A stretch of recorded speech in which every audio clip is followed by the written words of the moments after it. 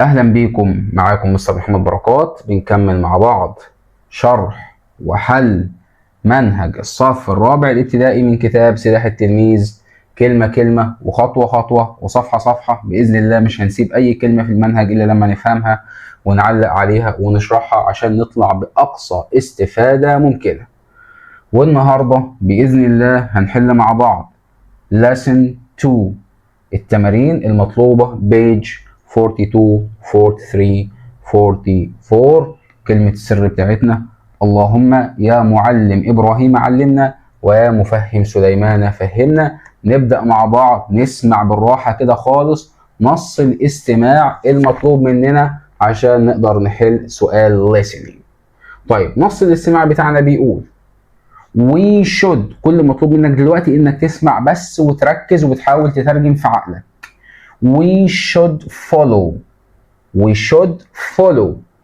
good habits to have a strong body and a sharp mind. We should eat healthy and fresh food like eggs, fruits and vegetables. We should drink plenty of water. Getting enough sleep is also important. We should go to bed early and sleep for at least 7 hours. Playing sports and doing exercises are good for our health too. النص كلماته واضحة وسهلة جدا، بإذن الله هنحله من غير ولا غلطة وانتم اللي هتحلوه بنفسكم. الجملة الأولى بتقول we should eat healthy and fresh food. يبقى الإجابة true or false. يبقى أكيد طبعا هتبقى true. نكتب حرف التي. طيب السؤال الثاني we should drink a little water. قال كده في النص ولا سمعنا كلمة a plenty of water يعني الكثير من المياه؟ يبقى false. طيب getting enough sleep is important. Getting enough sleep is important. الحصول getting هنا يعني ايه؟ يعني الحصول على نوم كافي شيء مهم ولا شيء مش مهم؟ لا طبعا شيء مهم، يبقى true. طيب playing sports and doing exercises are bad for our health. bad ولا good؟ لا طبعا دي good، يبقى إذا هنا هنكتب false. سؤال سهل جدا وبسيط جدا بيمرنا على إننا نسمع بشكل كويس ونقدر نترجم الجمل الواضحة والبسيطة اللي هو قالها لنا في نص الليسن. طيب السؤال الثاني healthy habits help us feel good and do well. طبعا نؤدي بشكل جيد أو نعمل جيدا at school.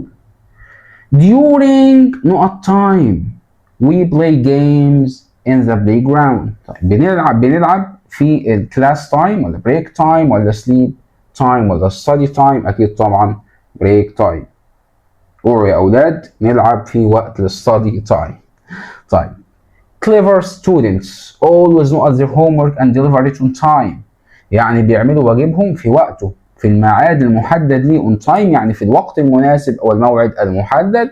يبقى هنختار إن هما بيعملوا إيه؟ كلمة homework بيجي معاها make ولا ask ولا do ولا forget. نفتكر مع بعض كده كنا ركزنا على المصطلحات دي وعلى الفيربس اللي بتيجي قبل nouns معينة. وقلنا طبعا كلمة homework بيجي معاها إيه؟ do homework يعني يعمل واجبه. My family and I يعني my family عائلتي وأنا نقط to Alex every summer. طبعا ألكسندريا اللي هي الإسكندرية يعني بنعمل إيه في الإسكندرية كل صيف؟ طبعا my family and I هنا مفرد ولا جمع؟ my family and I يبقى إذا جمع. عائلتي وأنا يبقى طبعا مع ضمائر الجمع أو مع الأسماء التي تدل على معنى الجمع ما بنعملش إضافة ولا بنضيف حرف الإس، يبقى بنقول my family and I travel. I not always healthy and strong.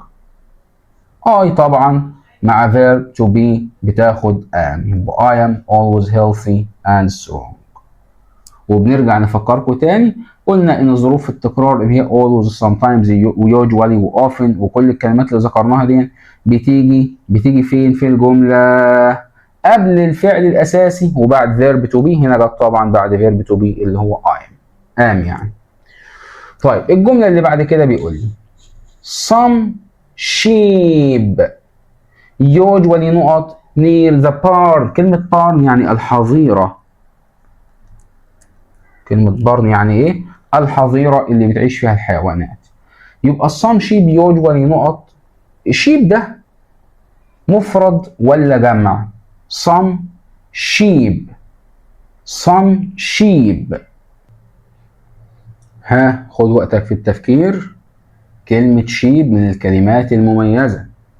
كلمة شيب مفرد وجمع في نفس الوقت. مفرد وجمع.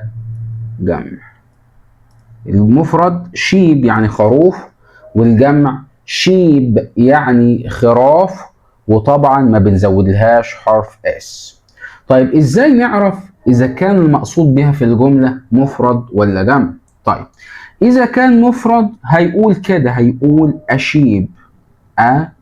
شيب طبعا لان اداة النكرة a بتدخل على الكلمات المفردة. مثلا يقول لي a sheep is eating grass.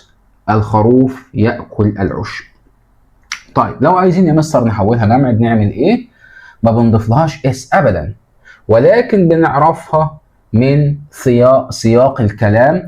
لو مثلا قال لي 3 sheep are in the field، يعني في 3 خرفان موجودين في الحقل. 3 sheep، ما قالش 3 sheeps، قال 3 sheep are in the field. طبعا هو هنا في الجملة هنا كانت واضحة، لأنه طبعا جاب لي قبلها كلمة some. كلمة some اللي هي بتدخل على الجمع، يبقى كلمة some تدخل على الجمع. يبقى كده عرفنا ان هو كان يقصد بكلمة شيب هنا كلمة جمع وليست كلمة مفرد. طبعا هنا كلمة شيب كلمة صم عفوا بتدخل على الأسماء التي تعد في حالة الجمع، ومع الأسماء برضو التي ايه لا تعد. يعني ينفع نقول some sheep وينفع نقول some sugar أو some water، يعني شوية سكر أو شوية مية. وطبعا sugar and water كلمات لا تعد. وطبعا كلمة شيب هنا بتعامل معاملة الجمع عادي ومناسبة تماما مع كلمة some. يبقى إذا في النهاية طالما هنا الاسم المسبوق أو السابق للفعل يدل على الجمع، إذا هنا مش هيبقى فيه إضافة، فهنقول usually stay فقط لا غير. وخلي بالك برضو معلومة ليك من الكلمات الشبيهة بكلمة شيب هنا في المعاملة، يعني إن هي كلمة ثابتة في المفرد والجمع وبنميزها بس من الأداة اللي قبلها أو من سياق الكلام. كلمة اسمها deer. deer دي E-E-R اللي هي كلمة إيه؟ غزال.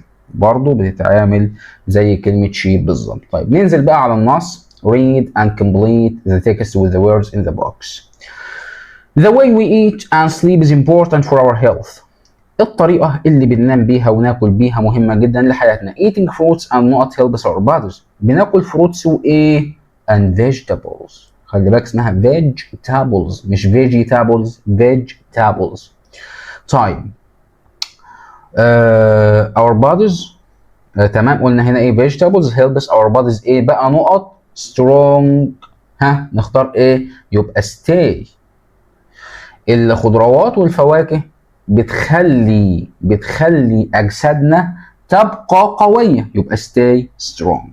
طيب scientists say sleeping 8 to 9 hours keeps our minds نقط. يبقى قلنا keeps our minds ايه؟ يبقى العقل منتبه او يقظ، يبقى sharp. قلنا كلمة sharp بتيجي مع ايه؟ بتيجي مع كلمة minds. وخلي بالك برضو كده يعني ممكن برضو تربطها بان انت لو عندك تكييف شارب في البيت يعني بتقعد كده دماغك فايقة ومنتبهة ويقظة، فشارب minds لانه بيروق بالك ومزاجك. ربنا يرزقكم جميعا يا رب، وايانا واياكم يعني.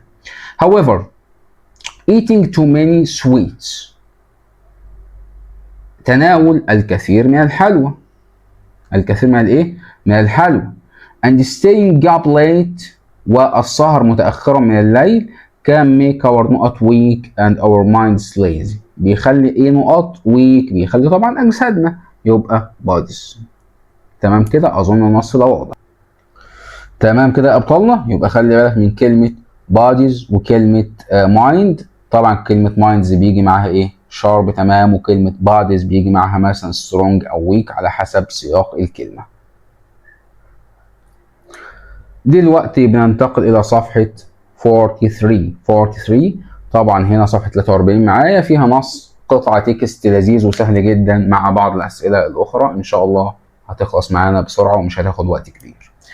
Laura and Layla are talking about their healthy day. Laura wakes up early and washes her face. After that, she has a healthy breakfast with eggs and milk. In the afternoon, she plays sports at the club. In the evening, she goes to bed early.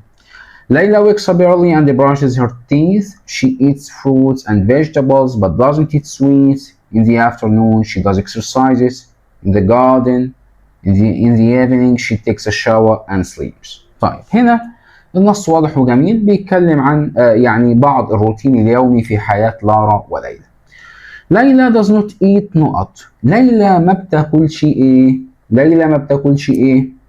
نبص على النص كده ونشوف ليلى ما بتاكلش ايه. هنا بيقول لي she eats fruits and vegetables but doesn't eat sweets. يبقى هنا sweets. يبقى ليلى doesn't eat. طبعا السؤال فيه تفكير شوية. ليه بقى؟ لأنه هنا جايب لي بعض الكلمات اللي ما وردتش كلها في القطعة. الكلمات دي ما جاتش في القطعة. هو قال لي إن ليلى هنا بتعمل إيه؟ doesn't eat sweets يعني الحلويات. طب هنا عندي كلمة حلويات؟ لأ. ولكن عندي كلمة من الحلويات أو تابعة لصنف الحلويات اللي هي كلمة إيه؟ lollipops. lollipops اللي هي المصاصة. يبقى كلمة المصاصة دي حلويات. ده سؤال ذكي شوية على فكرة. محتاج طالب منتبه ويقظ with sharp mind. طالب عقله يقظ ومنتبه. يبقى المصاصة يعني إيه؟ lollipops. طبعا الباقي كله فواكه وخضروات. فسؤال بصراحة ذكي عايز طالب مركز وقارئ القطعة كويس. The underlined word أو the underlined phrase يعني الجملة اللي تحتها خط دي goes to bed معناها إيه؟ means to prepare herself to إيه؟ هي بتحضر نفسها إن هي تعمل إيه؟ طبعا تذهب إلى السرير يبقى تنام. يبقى to sleep. What does Laura do in the afternoon؟ طيب نشوف لارا. لارا هنا الأول بتعمل إيه بعد الظهر؟ هو قال لي in the afternoon she plays sports at the club. هنبدأ من أولها in the afternoon لحد طبعا هنا at the club. ممكن طبعا يعني نعمل أرقام كده هنا بس في الكتابة عشان وقت الكتابة وكمان عشان نختصر في الوقت شوية. تمام. لكن طبعا في الامتحان في المدرسة بنكتب النص في مكان الإجابة زي ما هو بالظبط. سؤال تاني. What does the underlined pronoun؟ pronoun يعني الضمير. الضمائر اللي هو he و she و it و I و you و we و they. كل الضمائر دي she دي refer to يعني تعود على. يعني كلمة هي أنا عمال أحكي قصة وأقول هي مثلا يعني.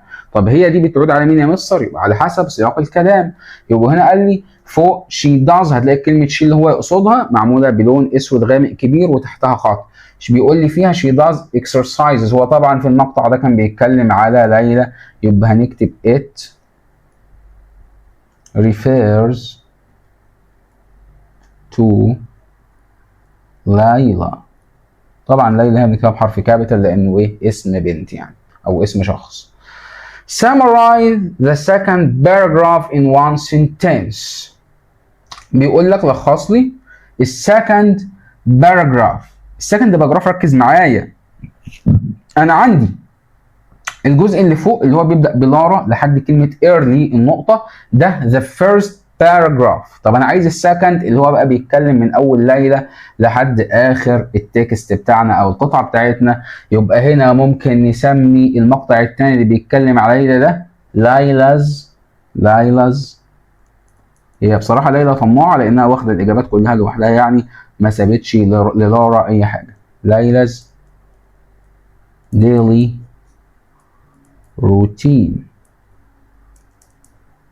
يعني الروتين اليومي بتاع ليلى، لانه بيحكي عن هي بتعمل ايه لما بتصحى وبتعمل ايه بعد الظهر وبتعمل ايه قبل ما تنام، يبقى ده ليلى ديلي روتين، يعني الروتين اليومي بتاع ليلى. طيب ننزل على السؤال read and write the correct form of the words. طيب the boys على طول نحذف الاس يبقى enjoy لانه جمع. طيب he خلي بالك يبقى listen هتبقى lessons. طيب عمر and تامر خلاص كده جمع، يبقى نقط at the restaurant every Friday، يبقى هعمل ايه؟ يبقى هقول عمر and تامر meet.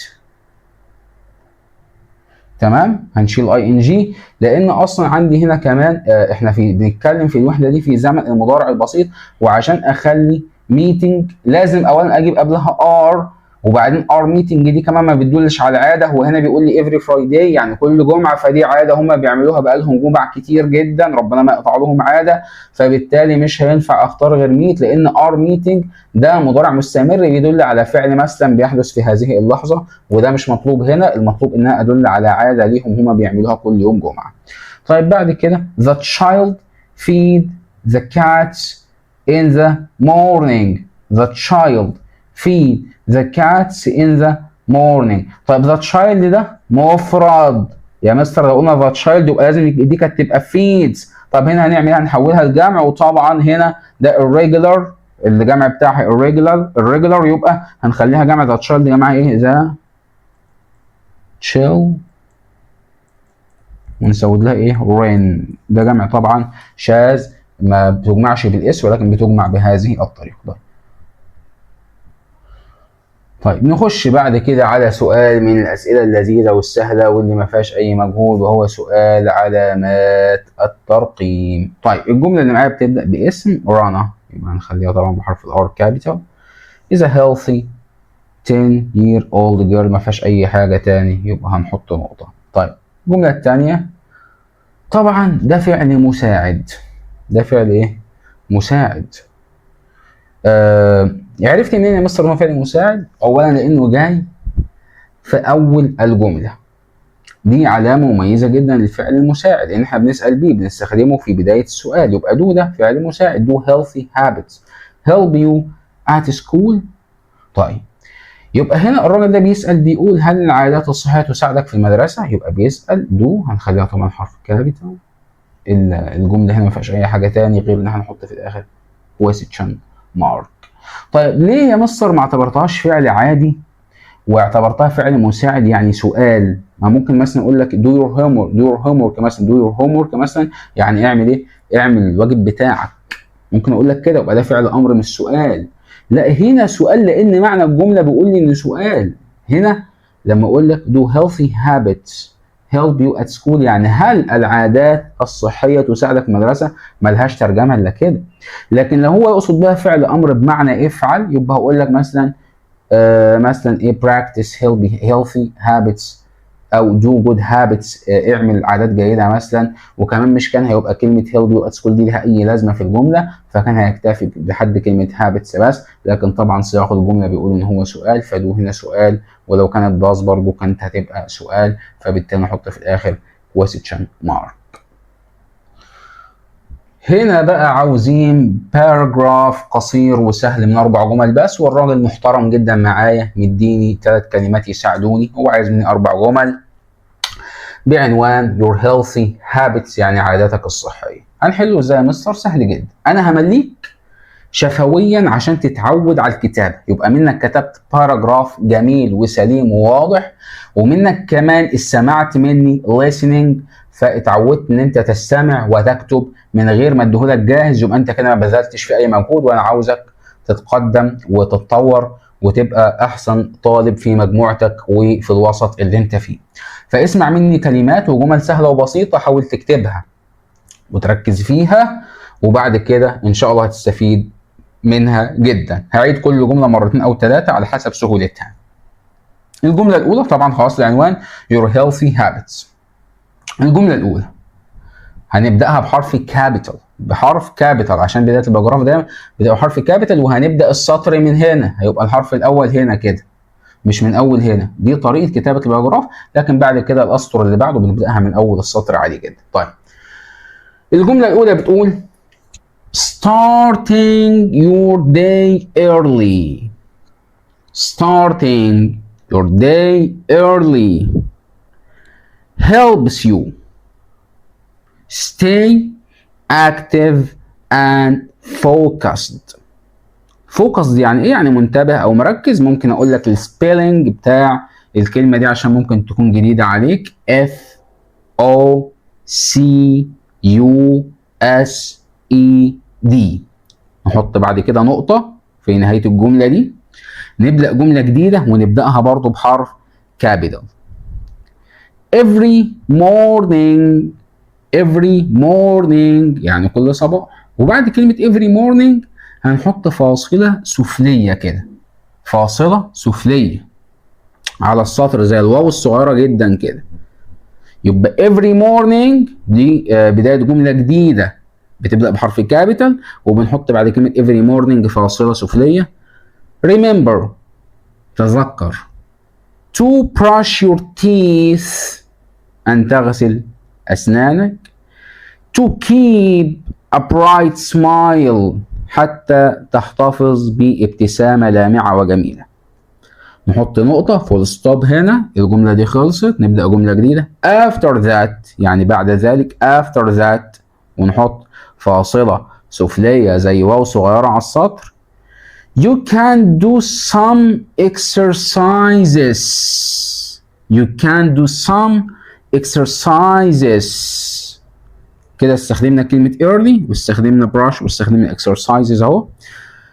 to boost your energy. to boost your energy. كلمة boost يعني تدعم أو تعزز طاقتك يعني. كلمة boost برضه ممكن تبقى جديدة عليك ولكنها مهمة جدا. B O O S T. طبعا البي هنا خفيفة تمام وليست P for pen. B خفيفة. to boost your energy. نحط نقطة ونحط بقى جملة ختامية كده شياكة من عندنا عشان نبقى كده ناس يعني ايه نبغى بقى. following these routines makes your body strong and healthy. following دي طبعا جملة جديدة بتبدأ بحرف كابيتال اللي هو حرف الاف. following these routines يعني اتباع هذه الروتينات او هذه يعني الحياة الصحية الجميلة. makes هنا بتعود على following عشان كده حطنا لها s. your body strong and healthy. تمام كده ابطلنا. تمام جدا يا مستر. نخش على الصفحة الأخيرة اللي هنحلها النهاردة. نبدأ بقى بصفحة 44. السؤال الأول we take a طبعا shower to stay clean and healthy عشان نبقى ريحتنا حلوة كده ونضاف وبصحة جيدة. waking up early, brushing teeth and doing exercises are healthy ايه؟ habits. طبعا كلمة hobbies دي معناها هوايات، هو جايب لك كلمات يعني ايه؟ شبه بعض. ماشي؟ وطبعا كلمة hats قبعات، قبعة طاقية يعني، قبعات جمع. وكلمة habitats يعني بيئة أو مسكن يعني، يبقى طبعا اللي تنفع معاها كلمة habits بس. I can at the ball with my hands. خلي بالك كده كلمة hands يبقى نعمل إيه بيها؟ touch. طيب هنا نقط breakfast at 7 يبقى هنا دي بنت بيقعد عليها الضمير she يبقى has ما ينفعش have. vegetables نقط us energy vegetables جمع يبقى طبعا give.